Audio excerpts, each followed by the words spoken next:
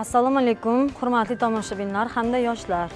Bugun stilistika fanidan functional styles mavzusida teledars mashg'ulotini olib boramiz.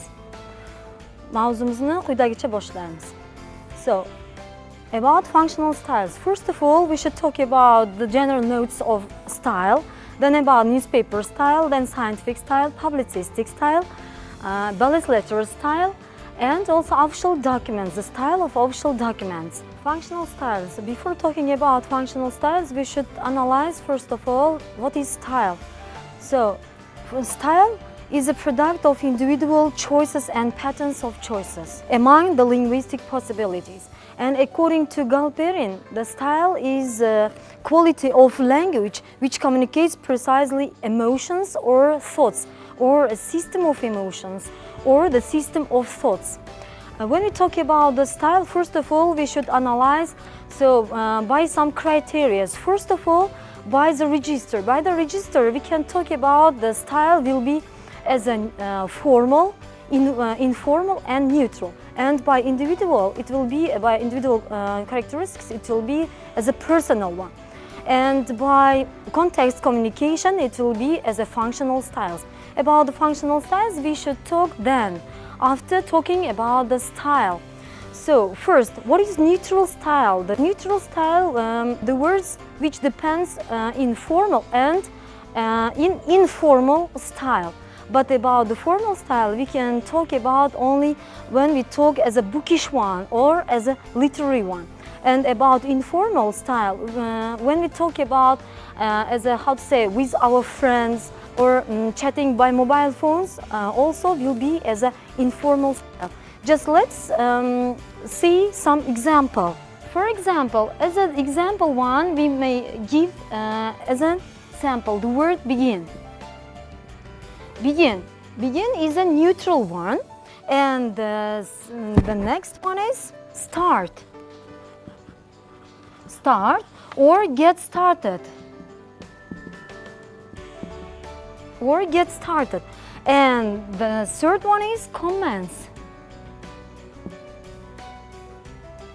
Here we can see that begin is a neutral word. Why? Because as a foreign language, when we learn the English language, the begin will be as an understandable word for everybody, even according to their level also. And the second one is start and get started. It will be as an informal. So we can talk with our friends or in chattering, we may use the start or get started. And the last one is commence. Commence, this is a literary one as a formal style. When we talk about the vocabulary one, so commence we may use only formal style as a literary one. So when we talk about the formal style, we should talk about the archaic words and historical words or the absolute words. So archaic words, they are the words which we don't use in our speech. About the absolute words also are the historical words, but the words that dropped from the language no longer in use and for at least a century. And about historical words, we can use ancient words. For example, musical names and ancient other words. So they were the information about the style. And the next one is we should talk about the functional style. What is functional style? Functional style, according to Galperin, a functional style is a system of interrelated language which serves a definite aim in communication. When we talk about the functional style, we should classify the functional styles according to some criteria. So the first will be as a newspaper style, and the next one will be as a publicistic style, then the scientific style, then the bullet letter style, and of course the last one is the style of official documents.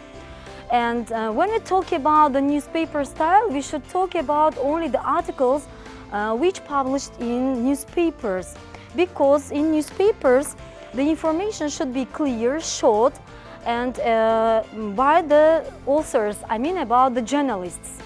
And about the publicistic style, we may talk about the oratory or the speech in front of the auditory. Or we may say also about some essays also. And some articles only for public.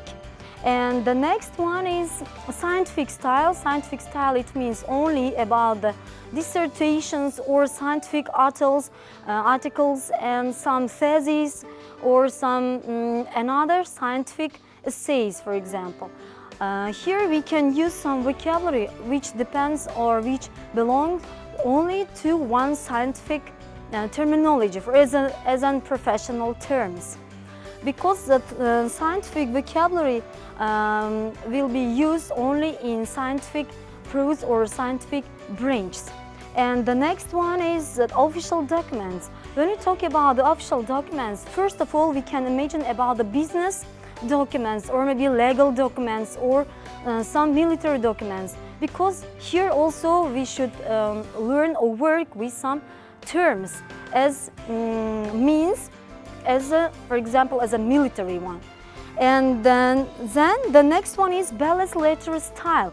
When we talk about the belles lettres style, first of all, we may imagine about the fairy tales, because fairy tales means full of emotions and full of thoughts, because the fairy tales for children, for kids.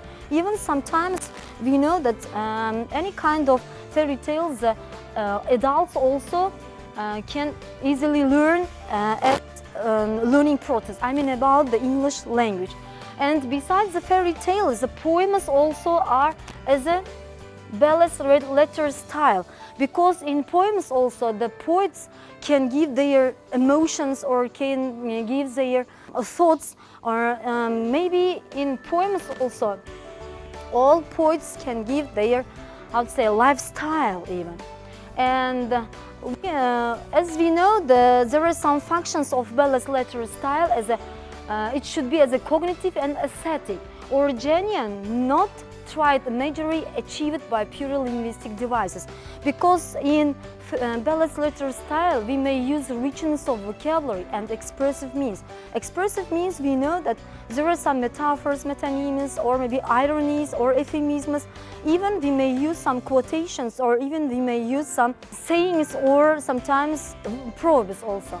And another function is a peculiar selection of vocabulary which reflects the author's personal evaluation of things or one phenomenon. In any case, the belles lettres style is very interesting and it is very easy style for learning process. When we talk about the functional styles, first of all, we should talk about belles lettres style. Why? Because in any case, any author or maybe any writer can give emotional coloring thought in his or her roman or maybe novel.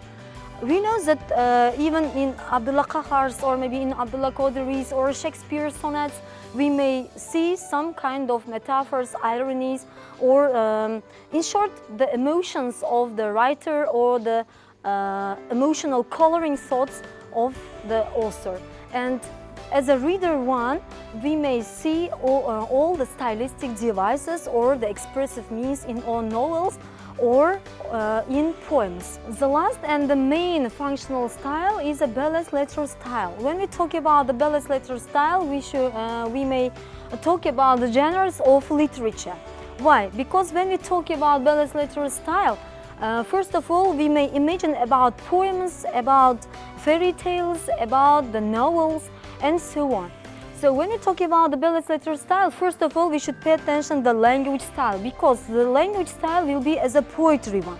And then the language style will be as an emotive prose, because the writer or the author can give their emotion. And the last one is the language style of drama. Drama also, we know, as a Shakespeare's dramas, we have already read as a reader, yeah?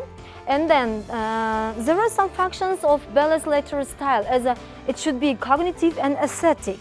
Why? Because it is so emotional and so coloring. And then genuine, not tried, majorly achieved by purely linguistic devices. And we should pay attention about its vocabulary. Why? Because the richness of vocabulary and expressive means are the most important in belles lettres style. And then a peculiar selection of vocabulary which reflects the author's personal evaluation of things or phenomena. In any case, the belles lettres style is individual in sense, because every person, I mean about the author or the poem or the writer, can give his or her emotions or maybe how to say the thoughts for one thing or for one event or the phenomena. Bugungi functional style mavzusidagi olib borilgan teledarsimizning birinchisi tugadi. Keyingi darsimiz interpretation of the text darsi, ikkinchi darsimizda ko'rishguncha xayr.